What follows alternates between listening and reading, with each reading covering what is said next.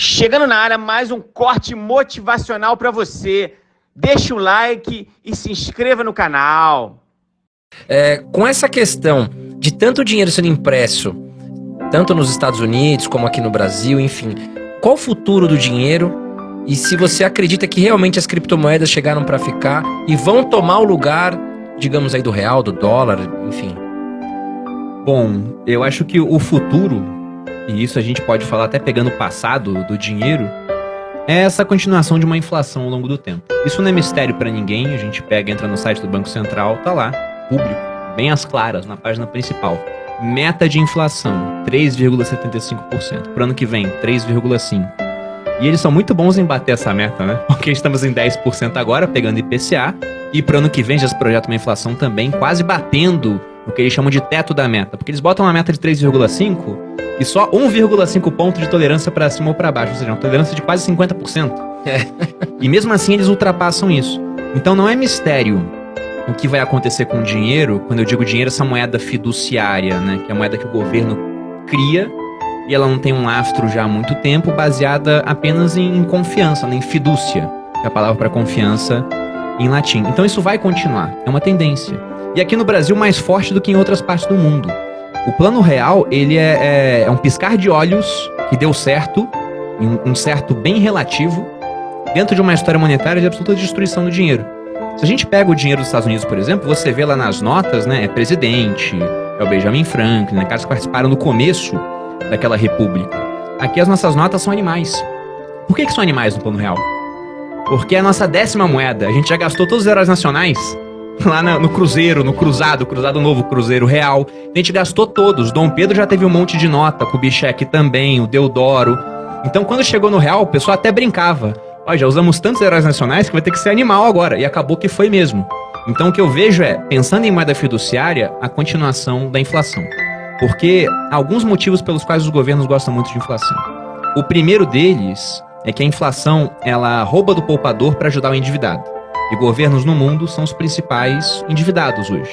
Então você pega vários países desenvolvidos que devem 200% do PIB, é o caso do Japão, mais de 100%, o caso da Itália, dos Estados Unidos. Nos emergentes, a média deve ser 60%, o Brasil está entre 80% e 90% do PIB. Então é muito endividado. E o outro ponto também é que a inflação vira uma espécie de imposto do qual fica muito difícil fugir, principalmente o pobre, né? Se você pega filme americano e vê lá os caras mostrando os anos 50, 60, a época que o dólar tinha nafta em ouro, você vê cenas do pessoal economizando dinheiro em lata de biscoito. Por quê? Porque quase não tinha inflação quando havia um lastro ouro. Hoje, como você tem uma inflação constante, e o sucesso é quando a inflação constante é baixa, né? E agora a gente tá com uma inflação até alta. Se você poupa dinheiro assim, você perde dinheiro. Então, a todo momento, essa criação de dinheiro do governo, ela tira dinheiro, ela tira valor do dinheiro que já existe. E aí isso afeta principalmente o pobre, vira um imposto invisível, né? Aliás, até visível, porque ele vê o preço das coisas aumentando, em comparação com o valor do dinheiro, e ele não consegue fugir daquilo. A gente que tem mais dinheiro consegue investir, e aí as ações, os imóveis, esse tipo de ativo tende a pelo menos acompanhar a inflação. Já o pobre, ele não investe porque não tem dinheiro para isso, ou até tem, mas não sabe investir, ele não chegou nessa parte da educação financeira ainda, e como boa parte do que ele tem, ele gasta para consumir mensalmente, esse aumento de preço no mercado, ele é horrível para ele. O rico sente pouco, porque consome uma parte menor do que ele ganha, a classe média sente um pouco mais, mas ainda consegue investir uma partezinha para contrabalançar, ainda tem o seu imóvel que vai aumentando de preço. O pobre não, ele não tem investimento e gasta tudo com consumo, com preços cada vez mais altos. Então essa tendência ela vai continuar. E aí o pessoal fala, poxa, você é muito otimista com Bitcoin. Mas talvez eu não seja otimista com Bitcoin, eu sou apenas pessimista com a trajetória das moedas fiduciárias. Então eu não sei o que vai acontecer com o Bitcoin também. Eu não sei se ele ou outras criptomoedas serão usadas de fato como dinheiro, né? Realmente como meio de troca, como mandar de conta, a ponto das pessoas verem a água e falar, isso aqui custa 0,00001 Bitcoin, expressando realmente, ou fazendo contratos, você pagando o teu roteirista, olha, eu vou te pagar 0,0005 Bitcoins por ano, que eu acho uma péssima ideia, né? Que você fecha um contrato agora, o Bitcoin tá num valor, depois de 2 anos tá 10 vezes maior ali o valor. Ou pode estar muito menor também, o que vai ser ruim para ele. Eu não sei se isso vai acontecer. Na minha opinião, o uso que já está se delineando para o Bitcoin é como uma reserva de valor, que é uma das funções da moeda, mas é apenas uma de 3 funções. Então por que eu acho que essa função ela vai permanecer? Porque a todo momento a gente vê que seria muito útil as pessoas terem algum tipo de reserva que os governos não possam mexer. Um exemplo disso muito atual é o que aconteceu no Afeganistão. A gente estava vendo esses dias um documentário no Netflix muito bom chamado Turning Point, que mostrou, né, de antes do 11 de setembro, a invasão dos soviéticos no Afeganistão, depois como é que acabou que os americanos deram dinheiro para grupos que depois se voltaram contra eles, foi o caso da Al-Qaeda.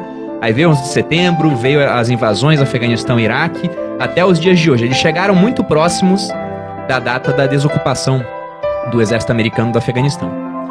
E aí você via até a entrevista com o exército afegão e as pessoas falando, os militares, né? Tanto homem quanto mulher, falando, não, os Estados Unidos vão embora, mas a gente tá treinado, a gente vai dar conta. E logo depois, até botaram lá, né, falando, tantos dias depois, o Afeganistão foi novamente dominado pelo Talibã. E o Talibã, quando dominou o Afeganistão, travou o sistema bancário. Então o cara que só tinha dinheiro no banco, por exemplo, ele ficou sem acesso nenhum a esses recursos. Se o cara tinha dinheiro na bolsa do Afeganistão, e talvez tivesse, que a economia lá estava crescendo, nos últimos 20 anos, né, um ambiente muito mais estável, o dinheiro ficou travado. Agora, se o cara tivesse dinheiro em criptomoeda, no Bitcoin, por exemplo, ele poderia pegar esse dinheiro e recomeçar a vida em outro canto. Ou transferir, né? É muito simples, não precisa nem sair com nada fisicamente, né? Basta ele lembrar a maneira de acessar aquela carteira, as 12 palavras que ele tem para recuperar o endereço em outro local, que ele conseguiria recomeçar a vida. Então, eu não sei qual vai ser o futuro das criptomoedas, mas olhando o presente, eu vejo que o Bitcoin, ele faz algo que outras criptomoedas até fazem, mas nenhum outro ativo faz. Porque você pode ter ouro, por exemplo, guardado com você. Mas como é que você foge com ouro de um país? 1 litro de ouro, se aqui fosse... Não sei se tem 1 litro aqui, acho que acredito que tenha. Se tivesse recheado de ouro aqui, pesaria quase uns 20 quilos. Então fica complicado, né? Sim. Tudo bem que 1 litro de ouro são 5 milhões de reais, não tô dizendo tudo isso, né? Pra recomeçar a vida. Mas é um exemplo, ele pode ser confiscado, como já foi efetivamente confiscado. Agora o Bitcoin, a única maneira de tirar ele de você é se você passar a maneira de acessar pra pessoa. Mas você acha, Bruno, que, por exemplo, se todos os países, desculpa, gente, quiserem, né, tiverem a ideia de criar a própria moeda, a China, enfim, isso vai prejudicar de alguma forma o Bitcoin? Na sua visão, isso pode acontecer? Prejudicar? Criptomoeda. Olha, na minha opinião é o seguinte, tá falando aqui da CBDCs, né? Isso. Central Bank Digital Currencies, ou seja, moedas digitais de bancos centrais. O real, já querem fazer uma moeda digital com o real. A China talvez seja um dos países mais avançados nisso. E, na minha opinião, os governos eles podem criar moedas que sejam mais fáceis de serem manuseadas em comparação com o Bitcoin. O real, por exemplo, embora não seja um real digital de fato, ele é quase que totalmente digital hoje. O pessoal fica falando no Pix, à torta e à direito aí, tá sendo super utilizado. Então é muito simples mexer com o real da maneira que ele existe hoje. As transferências são mais rápidas do que com Bitcoin. O Pix é instantâneo. Uma transferência com Bitcoin vai demorar no mínimo 10 minutos para cair, se você for usar a rede normalmente. Sim. Então é mais fácil, é mais rápido, é mais estável. A gente pode falar que é mais estável, embora o real tenha desvalorizado uns 40% desde o começo da pandemia para cá, ainda tem mais estabilidade do que o Bitcoin ao longo do tempo. Tudo bem que o Bitcoin, a estabilidade é volátil, mas foi para cima, né? Mas em todo caso, todo banco central pode fazer isso. Criar uma moeda mais simples, mais rápida e mais estável. Eles só não conseguem fazer uma coisa: criar uma moeda que não dependa de governo. Porque eles são bancos centrais. Eles vão controlar de alguma forma. Então, por conta disso, eu não vejo essas moedas digitais de bancos centrais como uma ameaça. Na verdade, eu vejo até como algo que pode vir a popularizar outras criptomoedas. Porque hoje, quando eu vou explicar como é que é uma transação de criptomoedas, é muito mais fácil eu falar, cara, é igual o Pix. Você tem sua chave Pix lá, é a mesma coisa. Você vai mandar do seu endereço de carteira, que é como se fosse sua chave Pix, para outra pessoa. É isso, então fica mais fácil. Falando na sua carteira hoje, na sua e da Malu, 100% de criptomoedas, quantos por cento em Bitcoin e quais são as outras moedas que você acredita também aí nos próximos anos? Eu tenho quase que tá tudo em Bitcoin. Então, se eu fosse imaginar minha carteira de cripto 100% dela, eu diria que 90% está em Bitcoin, os outros 10% estão em outras criptos. Mas desses 10, 9% estão em Ethereum. Tá. Em Ether, né, que é a moeda da rede Ethereum. E por quê? Porque eu acho muito interessante o que está acontecendo nessa rede. Eu tava até dando uma olhada nesse bando de lançamento de tokens que a gente tá vendo hoje, de né? games e tudo, né? Quase todos acontecendo. Que é na plataforma deles, Exatamente, na rede do Ethereum. Então, por conta disso, quando a gente vê até grandes empresas, por que o Facebook tem muito valor? É uma plataforma de mídia que não faz mídia, né? É gente que faz. Mas é uma plataforma. Por que o Airbnb tem muito valor? É uma plataforma de imóveis, mas os imóveis não são deles. Sim. Uber, maior empresa de transporte do mundo, mas o carro não é do Uber.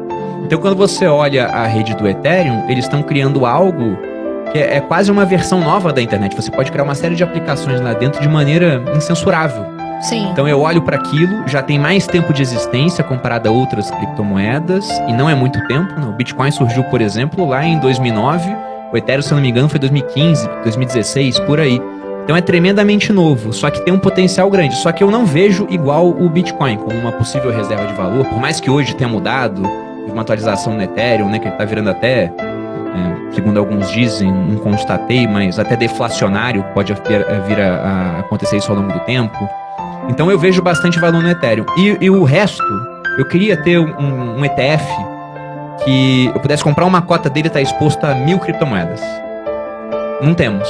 Ainda, a gente tem de mais, não. ainda não. Mas vão criar, né? O que a gente tem de mais próximo disso aqui hoje no Brasil é aquele Hash 11, né? Que o pessoal da Hashdex criou, te dá exposição a criptos diferentes, mas com muito peso em Bitcoin e Ethereum, mas tem uns 5% espalhados em outras criptos. Então eu queria ter esse 1% espalhado em uma série de projetos.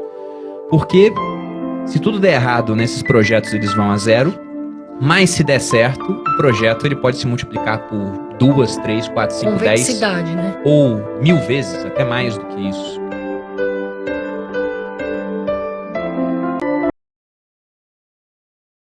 Deixe seu like, se inscreva, acesse nossa playlist com todos os vídeos do canal. Postamos vídeos segunda, quarta e sexta. Corte motivacional.